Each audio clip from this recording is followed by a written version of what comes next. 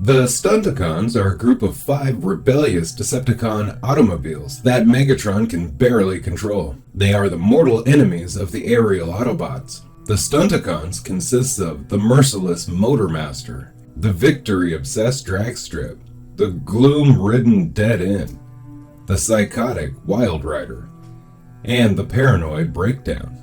They can combine to form MENASOR. In envy of the Autobots' vehicular modes, Megatron stole various human vehicles and customized them so he could have his own car team, the Stunticons.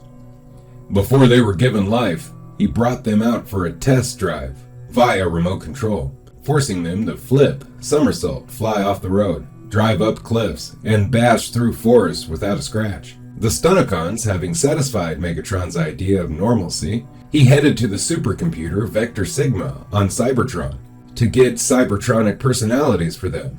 On activation, they swore loyalty to Megatron. Their first mission was to steal superfuel from the humans. As they smashed up the superfuel facility, the human guards immediately assumed that they were Autobots, since the Decepticons could not possibly transform into land vehicles. Motormaster was one of the Stunticons who was brought to life by Vector Sigma, immediately pledging his loyalty to Megatron. Although the Stunticons often fought the aerial bots, Motormaster's great desire was to off Optimus Prime.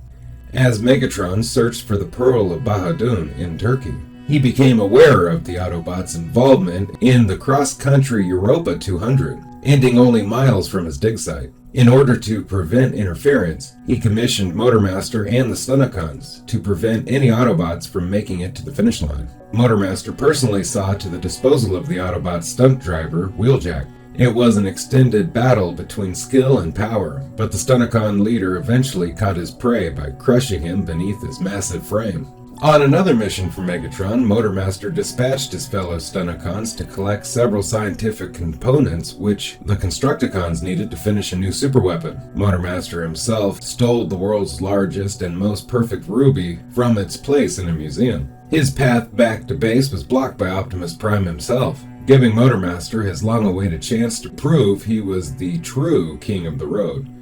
After he and Optimus Prime rammed into each other in a head-on at full speed, Prime only had a slight headache, while Motormaster blew out his tires, crumpled his trailer, broke his windows, and shattered his ego. Beaten and bruised, Motormaster and his fellow Stunticons were all towed back to the Ark and held prisoner.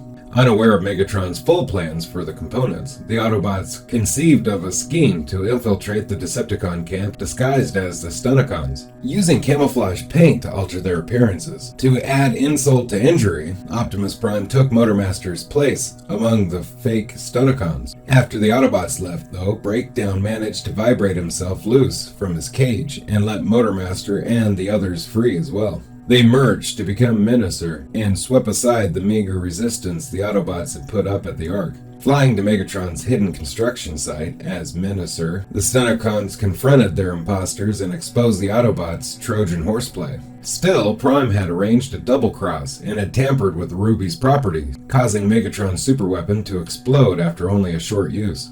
MENASOR fled, and the other Decepticons quickly followed suit. When Starscream attempted to overthrow the Decepticons using his personal brigade, the Combaticons, Megatron attempted to summon the Stunticons for aid, but they were too busy with the demolition derby to get involved right away. Eventually, though, their 11th hour intervention proved to be key to victory. Starscream's Gestalt, Bruticus, had already defeated Devastator, and was on the verge of defeating Megatron.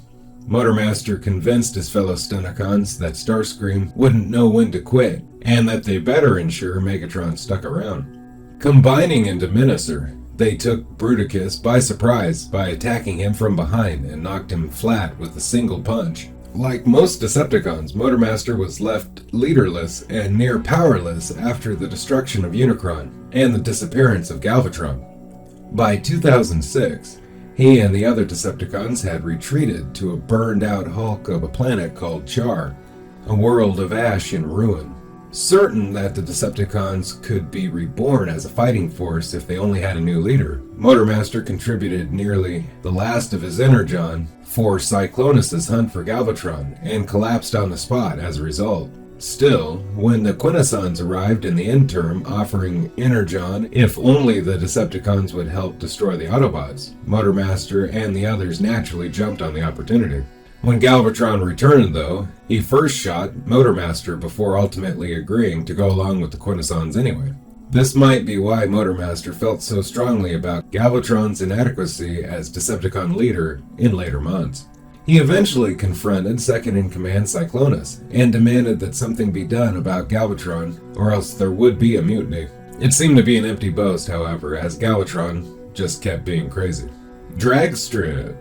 When Megatron needed additional equipment for his latest secret weapon, he sent the Stunticons out to steal it for him. Dragstrip and Dead End stormed a U.S. military base and scooped up a new experimental generator for their leader. On their way back, Dragstrip kept trying to taunt the disinterested Dead End into racing him back to the base. Their racing was interrupted, though, by the Autobots' tracks and Warpath. Dragstrip was knocked through a loop by Warpath's rapid-fire shells from his turret gun. Brought into Autobot custody, the Stunticons were held prisoner, while Optimus Prime and the Autobots used camouflage paint to disguise themselves as the Stunticons in order to enter Megatron's good graces and learn the purpose of the stolen weapon. Mirage, the Autobot spy, took Dragstrip's place. The Stunticons did manage to break loose, though, and smashed their way out of the Ark as MENASOR, and made their rendezvous with Megatron, only to find themselves confronted with the fake MENASOR, created by a combination of Mirage's illusions and Windcharger's magnetism. The real MENASOR easily broke the delicately bonded MENASOR, but the Autobots also sabotaged the equipment before handing it over to Megatron. After the super cannon exploded, the Stunticons fled the battle. Dead End knows that having his entry in some database somewhere hardly matters. The page will be vandalized. The computers will eventually fail. The data will be lost. The species that made it will go extinct. Their planet will become barren. Their sun will die out. All suns will die out. The universe will implode again, or expand into nothingness, or be eaten by a giant evil space god. So what's the point?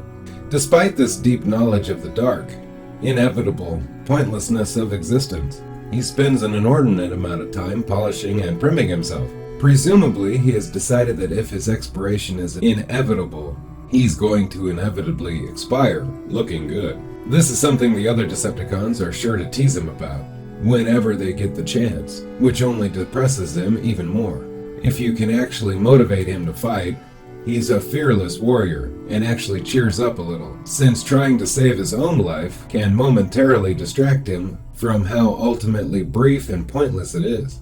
The hard trick is to get him motivated in the first place, since in the end we're all doomed anyways. Dead End combines with his fellow Stunticons to form MENASOR. Wild Rider. What Fireflight does for air travel, Wild Rider does for the roadways. The difference is that the aerial bot honestly means no harm, and this insanely wild-riding Stunticon most definitely does. Some of his Decepticon comrades suspect him of playing insane to enhance his street cred, but those who have come to know him the best realize it's no act. Wild Rider really is crazy, and a very real danger to anything on the road with him. Even his fellow Stunticons are very wary of driving anywhere near him. And Breakdown. Breakdown has an acute case of paranoia. He generally believes that things both living and inanimate are watching him. Breakdown doesn't like to stand out in a crowd. He dreads being different and garnishing attention. At times, he almost wishes he was a human, so he could just disappear and no one would notice. Needless to say, he and Red Alert could get along if they were on the same side. Breakdown can combine with his fellow Stunticons to form MENASOR.